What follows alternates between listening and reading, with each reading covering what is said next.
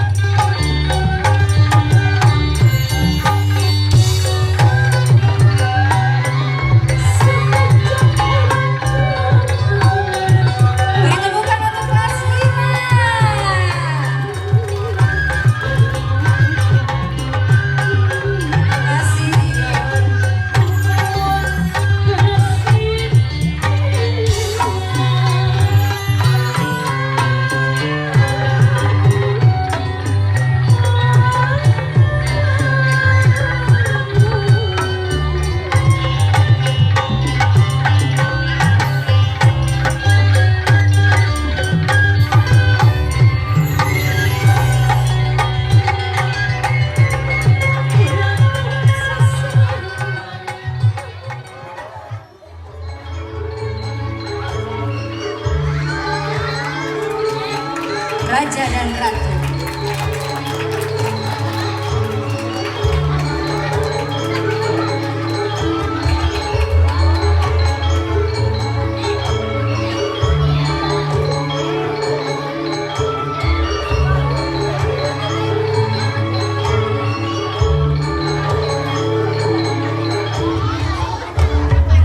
Menyadari dirinya sakit-sakitan, maka menjelang akhir hayatnya, Prabu Tapak Agung memutuskan untuk menyerahkan tahta kepada si bungsu Purbasari.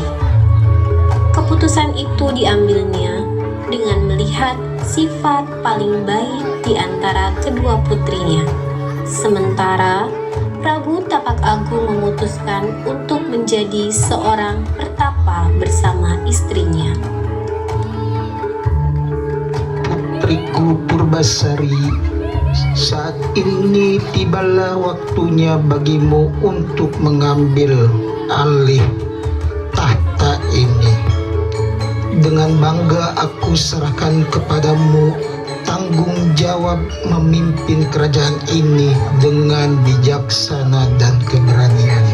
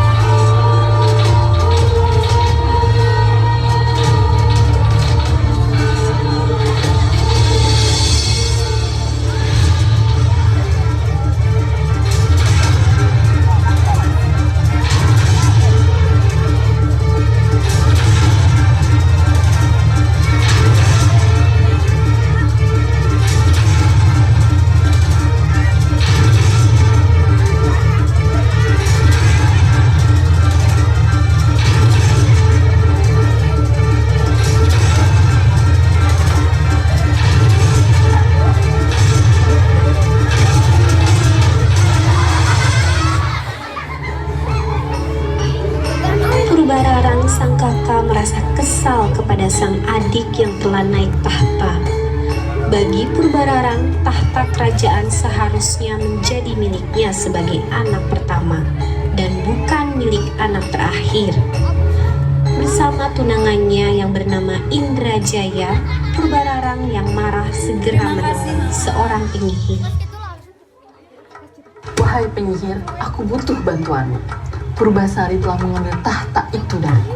Aku ingin segera menyingkirkannya.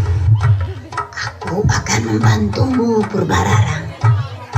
Namun, jasa ini tidaklah murah. Aku meminta imbalan yang setimpal dengan apa yang aku lakukan.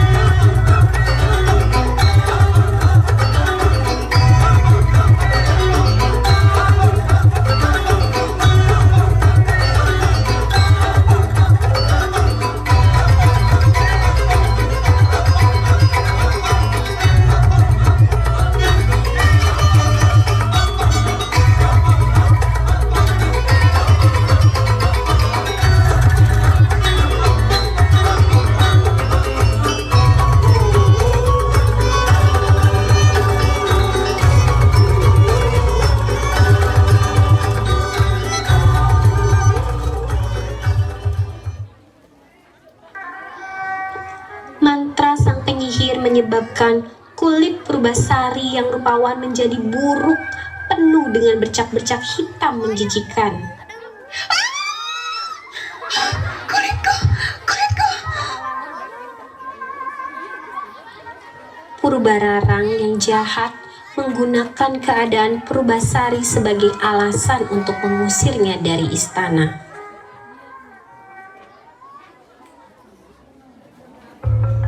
Orang yang dikutuk tak seharusnya menjadi seorang ratu dan harus diasingkan ke hutan.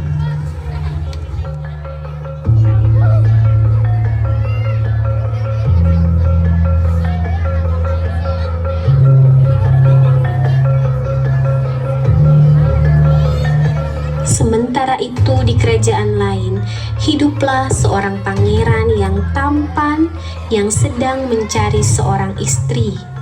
Namun, demi menemukan cinta sejati yang tulus, pangeran tersebut mengubah dirinya menjadi seekor lutung kasarung yang sekujur tubuhnya dipenuhi dengan bulu. Ia pun hidup sederhana di dalam hutan, lalu bertemu dengan Purbasari.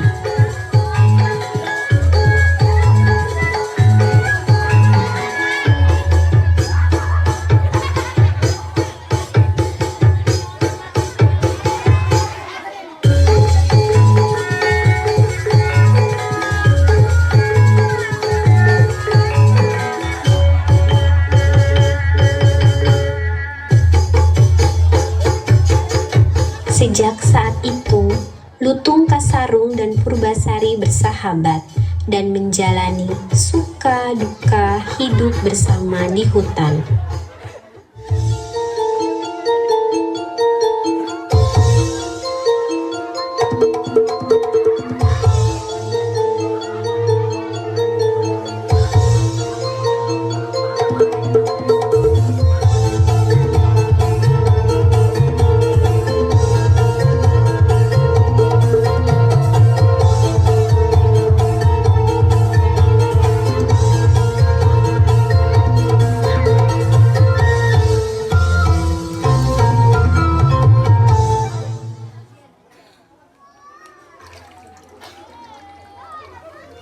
Karena kasih sayangnya, dengan kesaktian yang ia miliki, lutung kasarung membuat telaga agar penyakit kulit Purbasari dapat disembuhkan.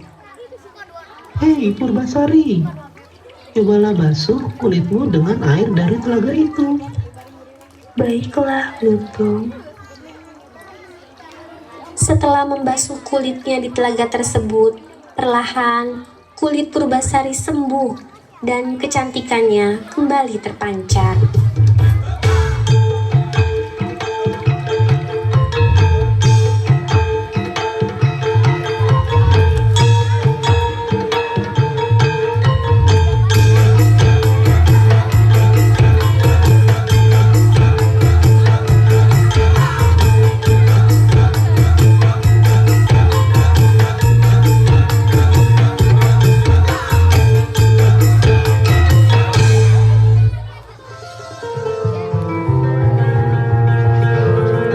Sebagai balas budi, Purbasari hendak mengajak Lutung Kasarung untuk kembali tinggal di istana. Namun, Purbararang yang telah mengetahui Purbasari telah sembuh tak mau menerimanya kembali. Purbararang pun mencari alasan agar Purbasari tidak kembali ke istana. Kau boleh tinggal dan menjadi ratu di kerajaan ini, tapi dengan satu syarat. Kau harus mempunyai tunangan yang lebih tampan dari Indrajaya tunanganku. Baiklah, perkenalkan, Lutung Kasarung adalah tunanganku. Lutung Kasarung yang geram sejenak bersemedi dan kemudian berubahlah wujudnya menjadi pangeran Guruminda yang sangat tampan. Purbararang terpaksa mengakui kekalahannya dan memohon ampun kepada Purbasari.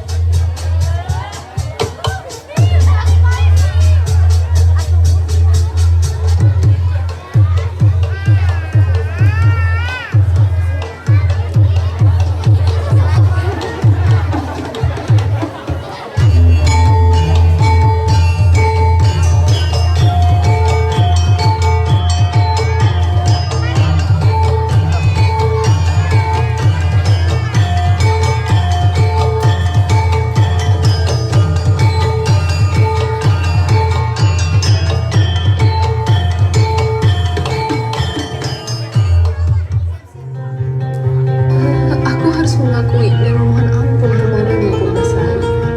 Tunanganmu ternyata memang lebih tampan dari tunanganmu. Kebijaksanaan Purbasari membuat ia memaafkan sang kakak dan memperbolehkan tetap tinggal di istana. Sementara Lutung Kasarung dan Purbasari pun bisa hidup bersama dengan bahagia.